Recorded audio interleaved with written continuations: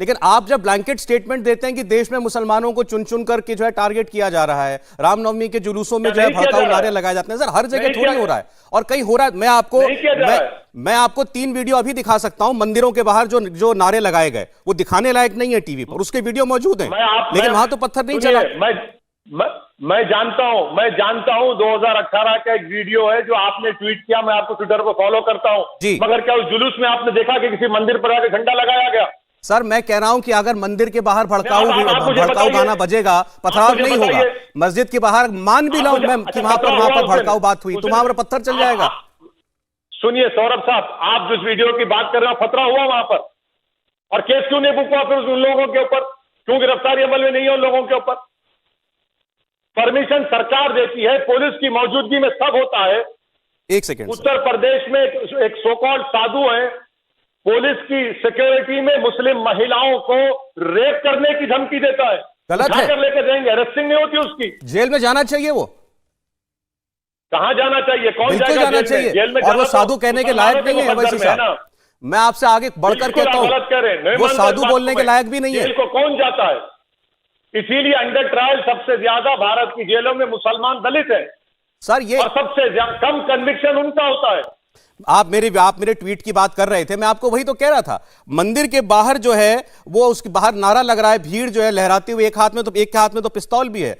जो भी आएगा सामने चीरेंगे फाड़ेंगे, दीन का परचम गाड़ेंगे। वहां तो पत्थर नहीं चल रहा ना सर। 2018 की सुनिए, 2018 की आप बात कर रहे हैं, उस प्रदेश में सरकार किसकी है? असदुद्दीन ओवैसी की सरकार है। सर ये सरकारों की नहीं, ये समाजों की बात है आज।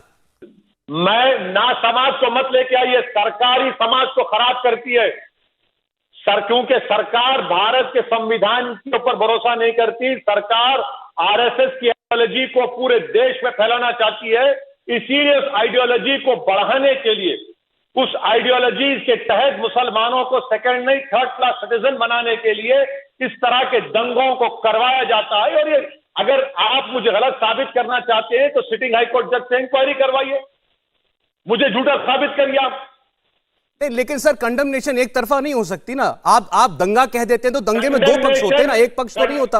नहीं, कंडेमनेशन ये नहीं हो सकता कि सरकार का जो वर्जन को मैं खुदा की बात समझकर यकीन कर लूं। सरकार झूठी है, सरकार कॉम्प्लिसिट है और सरकारों की वजह से दंगा होता है, सरकारों की वजह से ही जुल्म होता है गरीबों के ऊपर।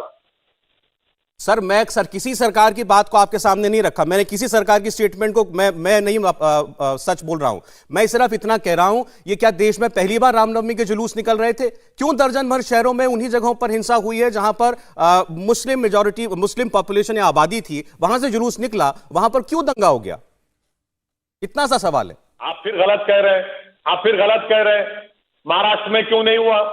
हैदराबाद में क्यों नहीं हुआ? तेलंगाना में क्यों नहीं हुआ? आंध्रा में क्यों नहीं हुआ? बड़ी अच्छी बात है सर, नहीं हुआ। हर जगह क्यों हो? दंगा एक भी जगह नहीं होना चाहिए। क्योंकि यहाँ की सरकारें सख्त थी, वो इन लोगों को नाटक करने नहीं देना चाहती थी। तो अशोक गहलोत की सरकार कम्युनल सरकार है? बिल्कुल है। क्या आप भूल गए सौरभ साहब के पिछले बार जब अशोक गहलोत मुख्यमंत्री थे तो कुरान करीम को जलाया गया, 10 मुसलमानों को पुलिस ने फायरिंग में मार दिया था? क्या हम भूल गए उन बातों को? भाई कांग्रेस की वजह से ही तो बीजेपी सत्ता में है ना। सर ये कहना बड़ा आसान है कि जहां पर देखेंगे, ये कहना बड़ा आसान है कि जहां पर जो है सरकार दंगा चाहती है केवल वहीं पर दंगा हो जाता है। मैंने आपसे शुरुआत में एक सवाल किया था, फिर उसको दूसरे मैं लफ्ज से पूछता हूं। मुझे ये बताएं कि हमारे रिलीजियस सेंटिमेंट इतनी आसानी से क्यों हर्ट हो जाते हैं? मस्जिद के बाहर से अगर कोई आदमी डीजे बजा के निकल रहा है तो क्यों उस पर इतना बड़ा एतराज क्यों होना चाहिए भाई? अरे डीजे बजाइए, कौन रोक रहा है डीजे बजाने का आपसे? खूब बजाइए डीजे, नाचिए आपका धार्मिक अधिकार है, नाचिए, डिस्को करिए, ब्रेक डांस करिए। मगर ब्रेक डांस और डिस्को में ये क्या गाना है कि टोपी वाले को ऐसा करना पड़ेगा, ये नारा लगाना पड़ेगा? गलत है सर, बिल्कुल गलत है सर, लेकिन इसका मतलब नहीं कि पत्थर चल जाएगा। सुनिए, आप आस्था की बात करते हैं, कौन सी आस्था है कि मैं गोश्त नहीं खाऊं? मैं नहीं मानता इसी आस्था आपकी को। आस्था होगी मत खाइए। मैं नहीं आपकी मानता आस्था इसको। होगी मत खाइए। आपकी आस्था मुझ पर क्यों थोपेंगे आप? मैं नहीं थोपता सर, मैं देश आपके आस्था आपके से साथ हूं चलेगा इस या पर। देश संविधान से चलेगा? सर बिल्कुल चलेगा, मैं आपके साथ हूं इस पर। फिर आप जेएनयू की बात कर रहे हैं, अरे तो जेएनयू में भी दो पक्ष है। मैं जेएनयू की नहीं, मैं हर जगह की बात कर रहा हूं। वो आप तो गोश्त का एक्सपोर्ट अलाउ करते हैं, बंद क्यों नहीं करते आप? नवरात्रि के दौरान बोल दिए कि पूरे देश में गोश्त का एक्सपोर्ट नहीं होगा इतने दिन। आप नहीं करते क्योंकि डॉलर का नुकसान होगा आपको।